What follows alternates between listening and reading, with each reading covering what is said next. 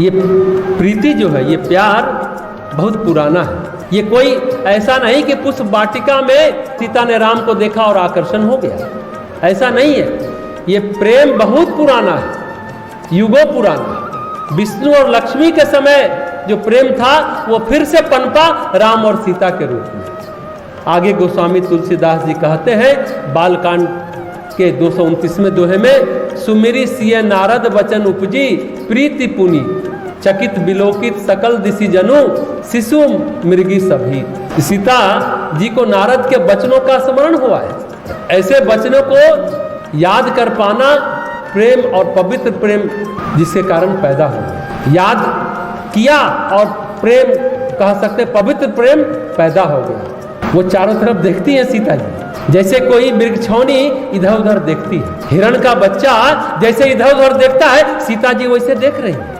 नारद वो है जहां भी शादी विवाह होता है वो शादी कराने पहुंच जाते हैं। पार्वती जी नारद के वचनों को देखा, उनको सुना और तपस्या करने चली गई। नैना और हिमालय के यहाँ भी जब पार्वती पैदा हुई तो कैसा वर मिलेगा, वहां पहुंच गए। फिर पार्वती को बताया कि तपस्या करो तब शिव जी मिलेंगे। और जब पार्वती के प्रेम की सप्त ऋषियों ने परीक्षा ली तो पार्वती जी कहती हैं नारद वचन न मैं परिहरऊं, नारद वचन न मैं परिहरऊं। नारद की बात मैं छोड़ नहीं सकती, नहीं नारद कभी वचन उनका झूठा हो। वही नारद मिले सावित्री को, सत्यवान को। सावित्री के पिता मध्य प्रदेश के राजा थे, निमतसेन उनका नाम था। उनको भी नारद ने कहा सावित्री का विवाह अद्भुत होने वाला है। सावित्री को नारद का वचन याद था, वो ढूंढे निकली। नारद के वचन सदा सच्चे होते हैं। सीता जी को नारद के वचन का स्मरण हुआ, पर वो वचन क्या था? बाल्यकाल में सीता जी धनुष उठा ली थी। ध्यान से सुनेंगे, बाल्यकाल में सीता जी ने धनुष को उठा लिया। भगवान शिव का धनुष था। पोछा लगाते समय, झाड़ू लगाते समय पूजा गृह में ये कथा नारद जी तक पहुंची तो नारद जी ने कहा ये बड़ा शुभ शकुन है, जो भी यह धनुष तोड़ेगा उससे सीता जी का विवाह होगा। फिर तो हुआ कि धनुष कौन तोड़ेगा? जनक ने भी प्रतिज्ञा ले ली। राजा जनक ने नारद जी की बात मान करके धनुष को तोड़ने की सामर्थ्य किसमें होगी? तो जो गौतम ऋषि की पत्नी अहल्या उद्धार करेगा वही धनुष तोड़ेगा। जिन चरणों के स्पर्श मात्र से अहल्या तर जाएगी उसी युग पुरुष से सीता का विवाह होगा। जब राम लक्ष्मण पहुंचे सीता जी को मालूम था कि अहल्या का उद्धार इन्होंने ही किया है। कथा प्रचलित हो चुकी थी। यही तो है धनुष को तोड़ने वाला, क्योंकि नारद जी ने कहा है। जिसने अहल्या का त्राण किया अपने पति गौतम ऋषि के पास, वह ऋषि लोक चली गई। सीता जी के अंदर प्रेम पनप गया, एक आशा जगी कि मिलन अवश्यम भावी। एक और बात यहाँ उद्धृत करना उचित होगा, जो हमने कहा प्रीति पुरातन लखई न कोई। प्रीति बहुत पुराना है, जो सामान्य आंखों से दिखता नहीं, समझ में आता नहीं सामान्य बुद्धि से। ये कथा जो अभी हम बताएंगे मीरा की कथा है। कहते हैं मीरा पूर्व जन्म में गोपी थी, नाम था विशाखा। ब्रजभूमि में उसका नाम था माधवी, ज्यादा प्रचलित था। माधवी और विशाखा एक ही थे, माधवी नाम ज्यादा प्रचलित था। मीरा कहाँ की थी?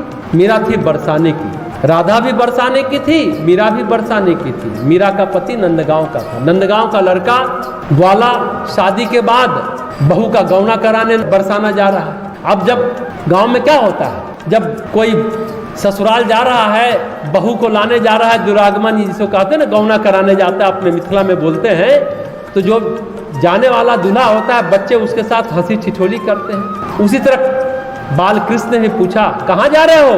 तो बोला बहू का गौना कराने जा रहे हैं। बहुत खुशी की बात है, पर भाभी का मुंह सबसे पहले हम देखेंगे। भगवान कृष्ण ने, बाल कृष्ण ने कहा हाँ एकदम। माधवी की विदाई होने लगी जब बरसाने से, तो माधवी की माँ ने कहा, तुम्हारा ब्याह नंदगांव हुआ है, नंदगांव में नंद बाबा का एक छोरा है जो बहुत नटखट है, उससे छुप करके रहना, बच के रहना, उसको देखना मत और अपनी शक्ल दिखाना मत। माधवी की माँ ने विदा करते समय अपनी बेटी को कहा, नंदगांव है, वहाँ के मुखिया नंद बाबा है, उनके छोरे को देखना मत, अधिक चेहरा दिखाना मत। सुना तो माधवी को याद आ गई माँ की बात, कहा मैं नहीं मिलूंगी, मुंह नहीं दिखाया।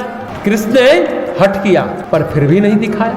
जब कृष्ण गाय चरा कर आते तो सायंकाल जब गोपियां लग जाते थे मुंडेर पर, सारी गोपियां, पर माधवी भाग जाती थी। अरे नंद का छोरा, इसका मुंह नहीं देखना है, माँ ने कहा है, माँ ने मना किया है। कई बार कृष्ण ने बांसुरी बजाई, बांसुरी सुन लेती थी पर देखती नहीं थी कृष्ण की ओर, माधवी देखती नहीं थी। कृष्ण ने कहा, अरे चलो, न देखना चाहो तो मत देखो। कृष्ण ने भी पीछा छोड़ दिया। पर जब ब्रज में इंद्र का कोप हुआ, इंद्र का आतंक हुआ, इतनी मूसलाधार बारिश हुई, पूरा नंदगांव डूबने लगा, तो कृष्ण ने गोवर्धन पर्वत को धारण किया। सारे नंदगांव बरसाने के लोग वहां वर्षा के बाढ़ से बच गए। उसी में माधवी को उंगली दिखाई, पहाड़ के नीचे सभी खड़े हो गए, सुरक्षित हो गए, तो माधवी को उंगली दिखाई जो गोवर्धन धारण किए हुए थे। सोचा कौन है ये? तभी गोपियों ने कहा, यार यही तो हमारा कान्हा है। जब पूछी कि कौन है ये जो गोवर्धन पर्वत उठाए हुए है, अरे यही तो हमारा कान्हा है जिससे तुम भागती फिरती हो। माधवी ने देखा, अरे उंगली तो बहुत सुंदर है। उंगली देखते देखते हाथ दिखा, हाथ देखते देखते गर्दन दिखा, और गर्दन के साथ साथ शक्ल दिखी। जब कृष्ण की शक्ल दिखी तो अपनी माँ को 50 ताना सुनाई मन ही मन। बोली, अरे इतना सुंदर कन्हैया देखने से रोक दिया, मैं जिंदगी भर उनसे भागती रही, ये तो बड़ा अच्छा है, सबको सुरक्षित किया, अब तो मैं इसी की भक्ति करूंगी।